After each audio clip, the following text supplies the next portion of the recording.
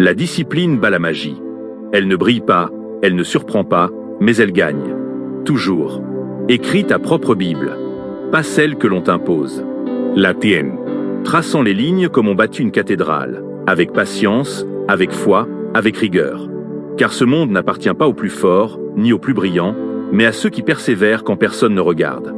La discipline transforme l'impossible en possible.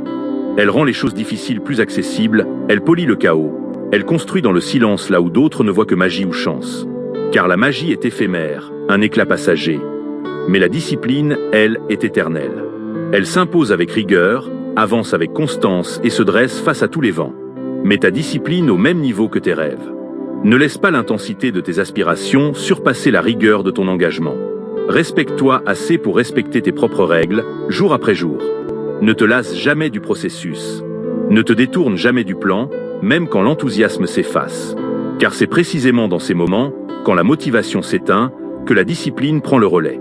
La discipline est cette main invisible qui porte le poids de tes rêves quand ton corps est fatigué et que ton esprit vacille.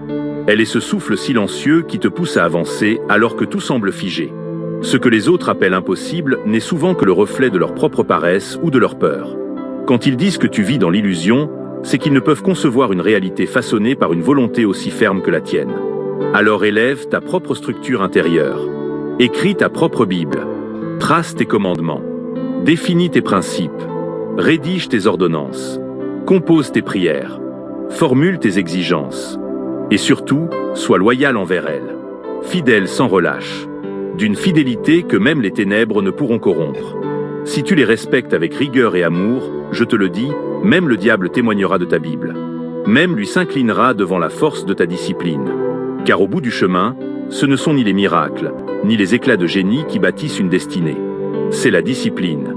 Si ces mots résonnent en toi, si tu veux continuer à forger ta propre Bible, une ligne à la fois.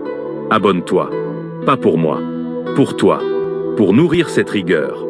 Pour rester entouré de cette énergie. On ne construit pas un empire seul. Mais on commence seul, avec une décision.